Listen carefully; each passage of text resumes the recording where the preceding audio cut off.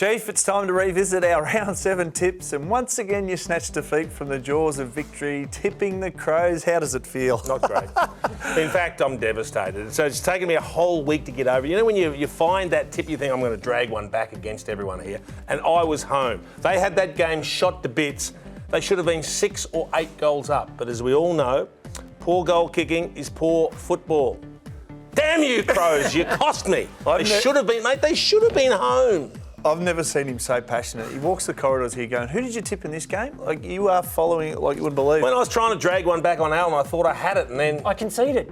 Yeah. No, you did. You conceded on text and it went south after that. Didn't concede on the total of tips, though, did you? You've got one further ahead. Albeit, though, Adelaide have been one of the most informed teams this year. Yeah. Do you give them a hope at GMHBA Stadium? I do give them a hope. I can't tip them because there's a ridiculous record down there that sways it in the Cats' favour. So they've won 15 of their last, or 16 of their last 17 down there. And the last 12 times the Crows have been there, Cats have accounted for them. So it's very difficult to say Adelaide's actually going to win. But I think they're going to be competitive. I like the hard brand of football they're playing. They've got some skillful players that have moved into the midfield. But I think we're also seeing over the last month, Al, that the Cats train is starting to get up and running, isn't it? Well, yeah, absolutely. They're the highest scoring team in the comp over the past 4 rounds, but they're also conceding some scores. Essendon kicked 100 points against them last week, and the Crows do have some firepower down there, when especially when Rochelle and Rankin and these guys start lighting it up. So, yeah, I'm looking forward to this one. Tom Stewart, one player I'll be watching, and I think Matthew Nix has even put this on the agenda already, that he has a great record at GMHBA, had 40 disposals and I think 16 marks against Adelaide there last year.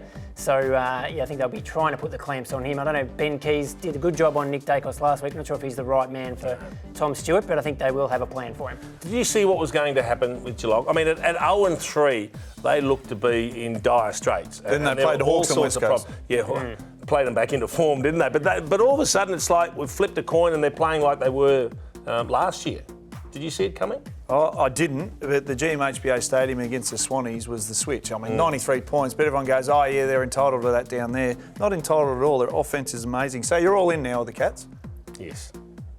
This week, yes. Took me a while to come around, but I'm back on. All right, Al, let's talk Kangaroos, because the heat's on Clarko, believe it or not. He's got a young team, albeit he's fielded what would you say, a more experienced team in terms of age over the last couple of weeks. But the Saints, they're hard to beat.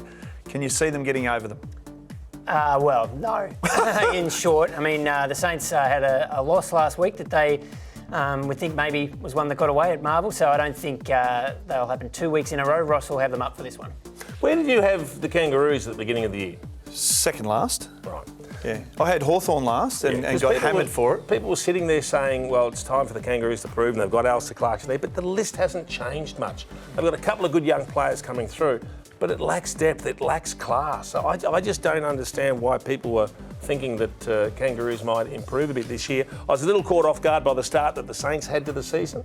That's exciting though. I love what Ross is doing from a defensive perspective, so it's very difficult to see North getting through them to kick a winning score. But did you have the Saints in your 8? No, I didn't have them anywhere near that. I think I had them 12th or something around that. But are they going to be able to sustain that for a top 4 spot, Al? Yeah, I think they can. They probably wouldn't mind getting a bit of percentage this week. That's something that they haven't had a real big win, I don't think. So one thing to watch in the mid, I mean, we saw last week, Petrarca and Oliver just absolutely racked it up against the North Melbourne Mids, and last year against the Kangaroos, Jack Sinclair, Brad Hill and Jade Gresham all had 30 plus touches, and I really like what Jack Sinclair is doing this year. He was All-Australian last year, and he's definitely backing it up. He's having a fantastic season. If you like the Saints for the finals, you should be confident because they've got a really good draw coming up. They'll rue dropping that one to Port. I mean, Port were good last week, but St Kilda just butchered the ball going inside 50 in the 4th term. But they've got themselves in a really good position and got some very winnable games coming. Don't you love the guy on the panel that's never played a game? He says, Ross Lyon will just be looking for percentage this week. Have you ever sat in front of a coach and he's gone, right, boys, we've got a percentage boosting game? I can hear Clarko grinding his teeth right about now. All right, let's quickly look at all of our tips. And Alan the Chief are on the same page this week. But guess what? I'm going out on a limb as usual. The limb's going to snap. With the Blues to beat the Lions on Friday night, and I think the Hawks will cause the upset over there in Perth with the Dockers. Lock it in. That's our show for this week. Thanks, Jason, and thank you, Al. Outstanding work from you guys. Make sure you subscribe below and follow us on socials, and we'll see you next week.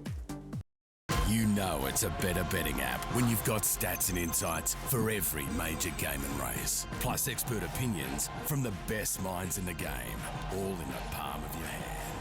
That's better. Chances are you're about to lose.